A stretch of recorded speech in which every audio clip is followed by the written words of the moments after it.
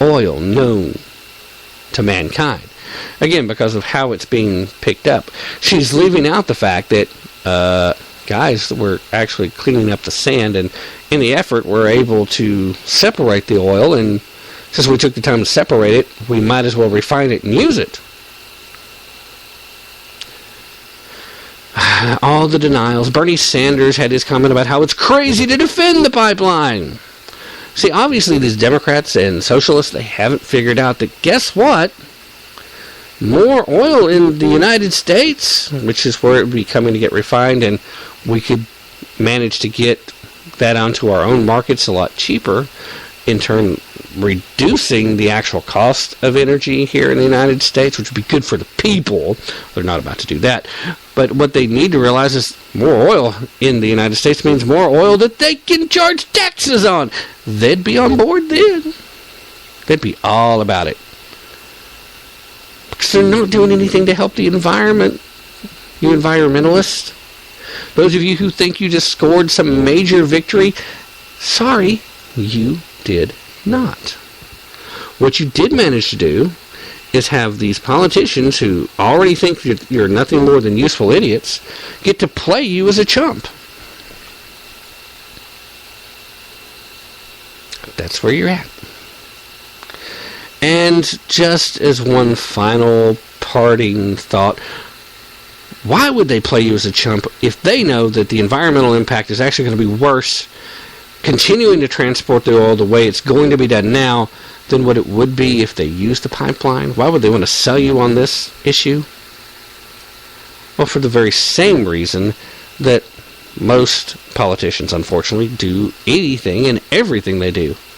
There's something in it for them. And 9 times out of 10, that something is money. Barbara Boxer was out big.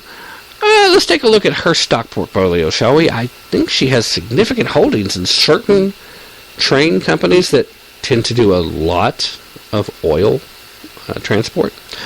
And, while we're at it, why would Obama be so anxious to cut this off? Well, Barack Hussein, Allahu Akbar, Obama, he's beholding in large part to a gentleman by the name of George Soros, who, just FYI, has made a huge amount of money. We're talking millions and millions a year in handling transport of oil via train. So, that's just something for you to think about. Some of that use your brain time. And then, continuing the recap from the first part of the show that you guys didn't get to hear, started to discuss Paul Ryan being the new Speaker of the House and what his agenda was, his startup agenda. But before I got into it, I actually got sidetracked because I was talking about this awesome little video that's been released for activists for the illegal community trying to address the racism and using terms like anchor baby and illegal. Trying to make the point that anchor baby is offensive. So they try to get your attention by being just as offensive as they find those terms. That they're actually code for other terms like wetback and beaner. No. Illegal is code for someone who came here without regard to the laws of this country. Someone who did not immigrate here, but legally broke into this country. That's what illegal, alien, not immigrant, illegal immigrant actually is an oxymoron.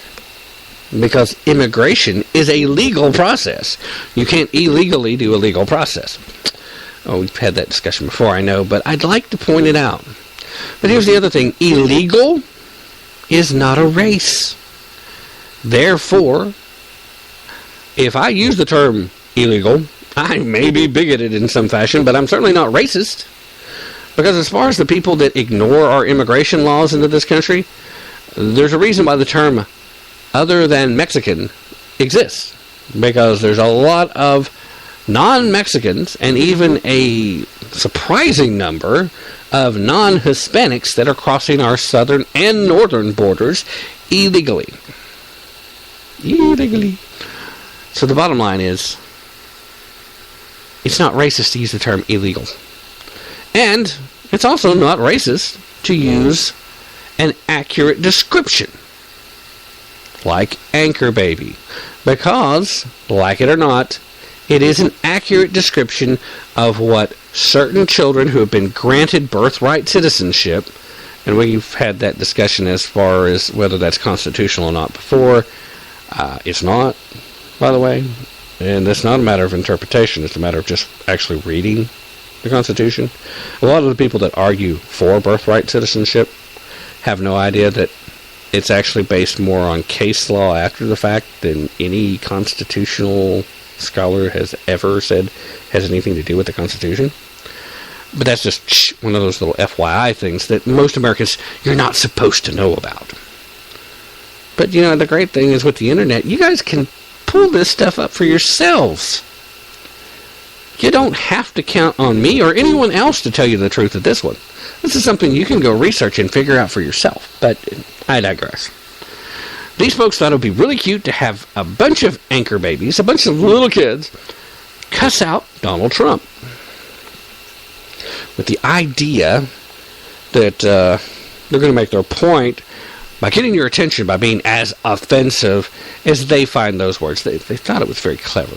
Personally, I think they need to be charged with crimes of reckless endangerment and criminal exploitation of children. Excuse me. And any other legitimate charge you can come up with, you need to stick on these people. They belong in jail for releasing this crap. It's bad for the kids. It's bad for America. And it doesn't make your point that these terms are racist. Because, first of all, it's not. And it's not code. Anchor baby is not code for beaner. Anchor baby is code for flimsy excuse to let people who came here illegally stay. That's what it's code for. In the meanwhile, it needs to be brought to an end. And the people who have taken the time to come here the right way, who came here legally, they deserve to be here because they reverence the opportunity of what America is, what America stands for, what America represents in the world. And it's not all this stuff that the so-called progressives would have you believe. It's actually some pretty cool stuff. It's some good stuff. It's some great stuff. You know, stuff like personal liberty. Stuff like freedom. Stuff like wealth. Yeah, I know. They're all just a bunch of greedy bastards, right? Just as greedy as the rest of us who are over here trying to make a profit by running a company or, you know, anything like that. Ooh, heaven forbid.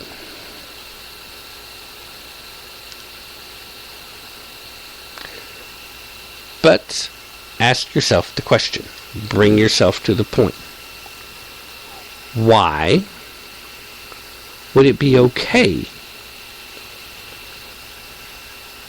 to be offensive when you're trying to make an argument against being offended? Again, liberal logic paradox. Alright, and then here's the point that I was going to get to that I wasn't able to earlier. For those of you who missed the first part, please, there is a link in the show description to follow, and you can listen to the first part of the broadcast as it was put up. Please check it out, follow it, follow the show page there as well. Definitely have opportunities there to for you to hear a lot of stuff that you just don't hear listening to the show over here. But at any rate, please check it out. If you're not going to, fine.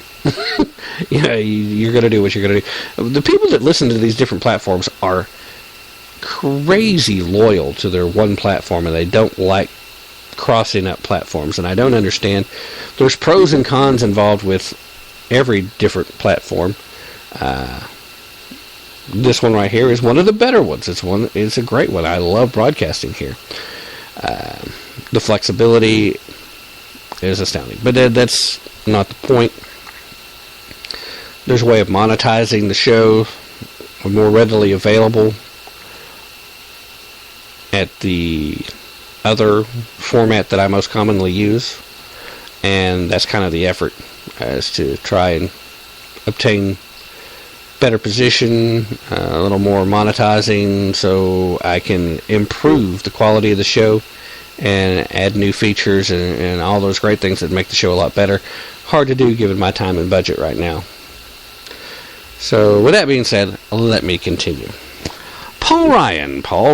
Okay, I'd already discussed, recapping the other show, Paul Ryan's rise to the speakership, if you would call it that. But now I was going to get a little miffed. See, I had a certain amount of respect for Paul Ryan back in the day.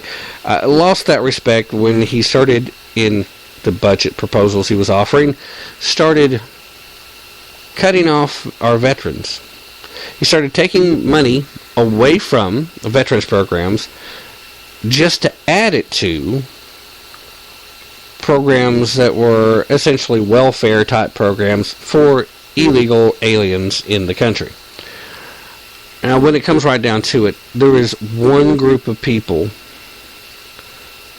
that our government should absolutely, positively, in no way ever take shortcuts, not honor the promises made to, and that's our veterans, ladies and gentlemen. We're actually coming up on Veterans Day, November 11th. Coming up this week, a day that we set aside to honor, respect, and remember the sacrifices made by our veterans. We should never forget. And that's not just an American idea. If you're in Canada, your military veterans, you should honor and respect their sacrifices for what they've done for your country. If you're in England, anywhere in the UK for that matter, if you're in France, it doesn't matter where you're at. If you're in Germany, thankfully, this show, I still get the biggest plays right here in the States, but it's truly worldwide. There are people listening to this show in Japan, in Israel, in Germany,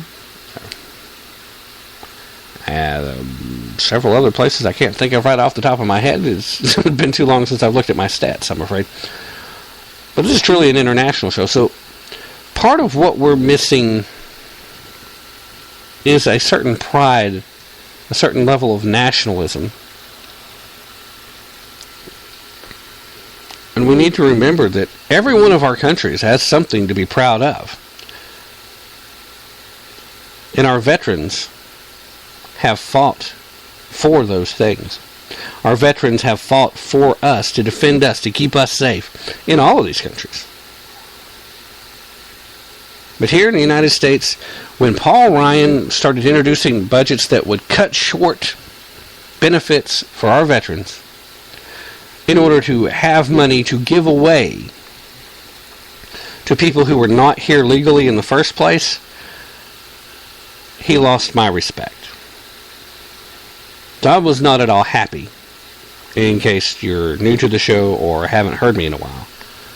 I was not at all happy with Paul Ryan becoming the speaker.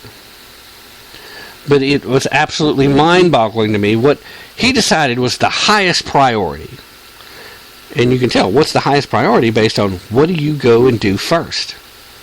What did Paul Ryan decide the House of Representatives should tackle first? The first order of business, the first item they should get on board with? The highway bill. The highway bill. Now, do we need to get our highways fixed? Yeah. The infrastructure is in a state of disrepair in many places.